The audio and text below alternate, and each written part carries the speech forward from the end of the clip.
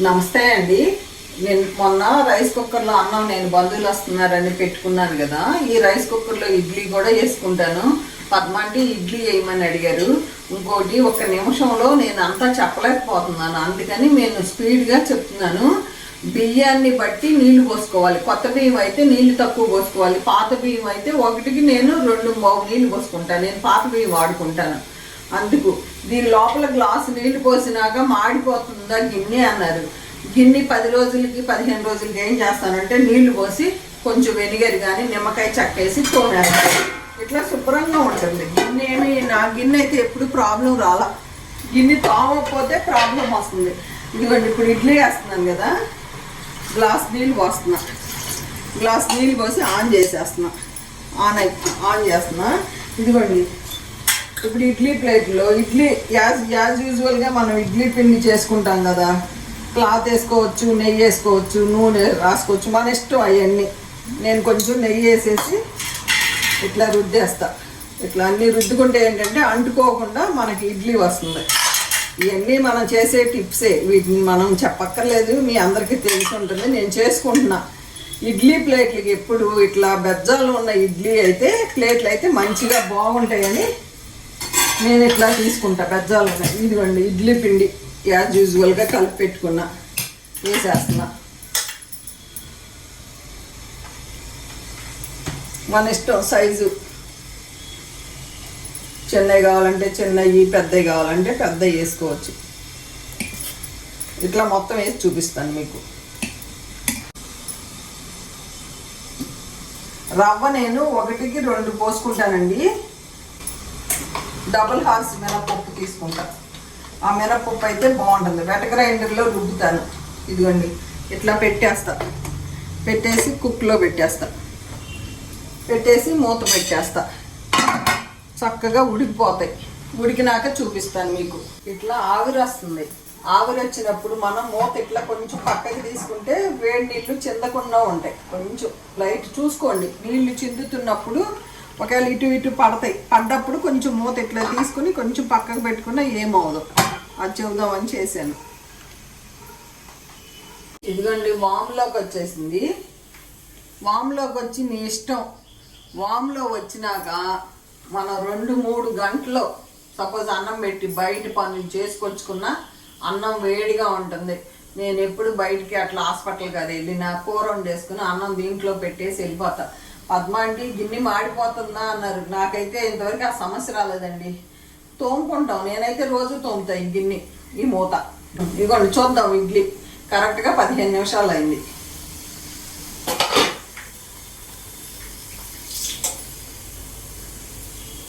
అయిపోయిందండి ఇడ్లీ, అయిపోయింది. ఇట్లా చెయ్యి తడి చేసుకుని ఇట్లా అంటే అయిపోయింది. ఆపేస్తున్నా. ఒక 5 నిమిషాలు అయినాక నేను అవి తీసి చూపిస్తాను. కొబ్బరి పచ్చడి చేసేసుకున్నా. ఇడ్లీలో కొబ్బరి పచ్చడి. ఇదిగోండి కొబ్బరి పచ్చడి. ఇంకోటి ఇట్లా ఫాస్ట్గా పని చేసుకుంటాను నేను. ఇదిగోండి ఇదేమో ఈసారి పచ్చిమిరపకాయలు కాకుండా ఎండుమిరపకాయలు వేసి టమాటా, పుదీనా, ఎండుమిరపకాయ పచ్చడి చేసుకుంటున్నా. ఓకేనా. దీంట్లోనేమో అరటికాయలు, కూర అరటికాయలు, పులుసు అరటికాయలు. ఈ 2 భోజనంలోకి, ఇడ్లీలోకి ఇది. అట్లా సింపుల్గా చేసుకుంటాను. అమ్మలకి కొంచెం పంపించేస్తాను. 5 నిమిషాలు అయింది. డైనింగ్ టేబుల్ దగ్గరికి వెళ్దాం పదండి తీసుకుని.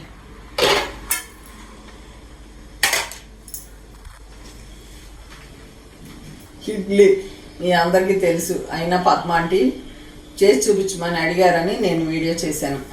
అండి మనకు అర్జెంటుగా ఇడ్లీలు మనం తీయాలి అంటే ఏం చేయాలో తెలుసా? ఇట్లా రివర్స్ పట్టుకుని ట్యాప్ కింద నీళ్ళు పట్టేయండి. అప్పుడు వేడి తగ్గుతుంది. అదొక టెక్నిక్ ఇడ్లీ తీస్తానికి. ఇట్లా చిన్న అస్తం అయితే బాగా వస్తుంది, అంటుకోకుండా. మా నాన్నగారికి ఇడ్లీ లావైనా నచ్చవు, వాళ్ళకి పల్సగా ఉండాలి. మా నాన్నగారు ఇడ్లీలో మా అమ్మ చేసినట్లు ఇవ్వంటారు పద్దాక. నేను ఇడ్లీ పంపిస్తే ఇవ్వండి. ఇడ్లీలో ఇన్ని రకాల పొళ్ళు పచ్చళ్ళు వేసుకుని టేస్ట్ చేస్తా. ఇది ఎందుకు అంటే దేవి గారు ఇచ్చారు, దేవి రామాచారి గారు పెనం పంపించారు కదా. నిజంగా అన్నంలో అద్భుతం, సేమ్ నేను చేసినట్టుంది. నాకు భలే నచ్చింది ఇది. ఇదంటే ఇంకొంచెం కారం తినే వాళ్ళకి నచ్చుతుంది. నాకు ఫస్ట్ ఇది నచ్చింది. కొబ్బరి పచ్చడి ఇదిగోండి, మన మామిడి చెట్టు రోటి పచ్చడి అండి. ఇది చెప్తానికే లేదు. ఇదిగోండి నెయ్యి వేసుకుందాం. ఎప్పుడైనా నెయ్యి కొంచెం మంచిగానే వేసుకోండి ఇడ్లీలో, ఏమవుదు. ఫ్యాట్ తినమని చెప్తున్నారు ఇప్పుడు, మరీ మానేసాం మనం. మానేయబట్టి మనకు అన్ని జబ్బులు వస్తున్నాయి. ఏది చెబుతారు, కాసేపు అదేనండి ఇదేనండి అంటారు. మనము ఇక అదే నమ్ముతున్నాం. ఇదిగోండి ఫస్ట్ ఇది వేసుకుంటున్నా, అన్నీ కొంచెం కొంచెం వేసుకుంటా. ఇది నల్లగారం, వాళ్ళ ఇడ్లీ కారం. ఇది బాగుంది. ఇదిగోండి కొబ్బరి పచ్చడి నేను చేసుకుంది. పద్మాంటి చాలా పచ్చిమిరపకాయ తినేసావు నువ్వు తినమన్నారని అసలు ఈ పచ్చడి ఉంటుంది. పచ్చడి గురించి చెప్తే నోట్లో నీళ్ళు వస్తాయి. ఇదిగోండి సూపరు. ఎంత బాగుంటుందంటే దీంట్లో నెయ్యి వేసుకుందాం. రామాచారి గారు, దేవి గారు అసలు చాలా బాగా చేస్తారు. సూపర్గా ఉంది ఈ పొడి అయితే. అసలు అదిరిపోయింది ఈ పొడి. ఫస్ట్ ఈ పొడితో తింటున్నాను. అన్నీ కొంచెం కొంచెం తిని చూపిస్తా. ఇంకా మాటలు లేవు, గబగబా తినేస్తున్నా. అసలు ఇడ్లీ మెత్తగా నేను గ్రైండర్లో రుబ్బుకుంటా. అబ్బా ఇడ్లీలో చాలా బాగుంది కారం. ఇప్పుడు మన కొబ్బరి పచ్చడి, కొబ్బరి ఎక్కువ తినమంటున్నారు.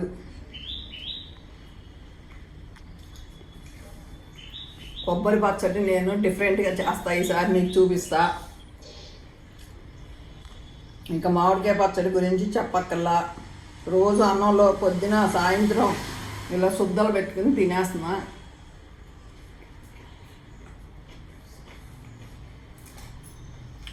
మాటలు లేవండి. ఇప్పుడు అన్నింటిలో ఏది బాగుంది? నెంబర్ 1 ఏది ర్యాంకింగ్లో? ర్యాంకింగ్ అయితే మట్టికి అన్నీ సమానమే. ఇది ఎక్కువ, ఇది తక్కువ, ఇది ఎక్కువ అని లేదు. సూపర్. నేను తినేసాను మీకు పెట్టకుండా ఉంటున్నాను.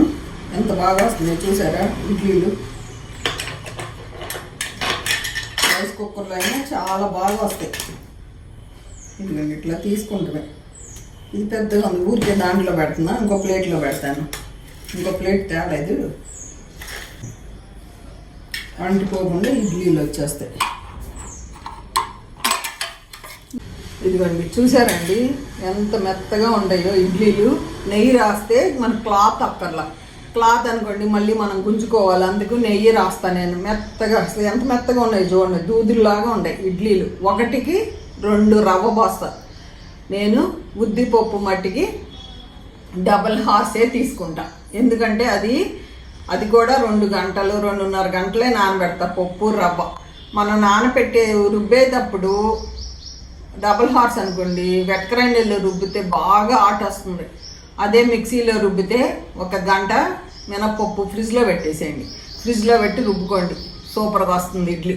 డైరెక్ట్ పెట్టద్దు, వేడవుతుంది. మిక్సీలో రుబ్బితేనేమో ఒదుగు రాదు. నేను చెప్పినట్టు ఫ్రిడ్జ్లో పెట్టి రుబ్బుకుంటే ఒదుగు వస్తుంది. రైస్ వండేసాను. ఇదిగోండి దగ్గరికి వచ్చేయండి.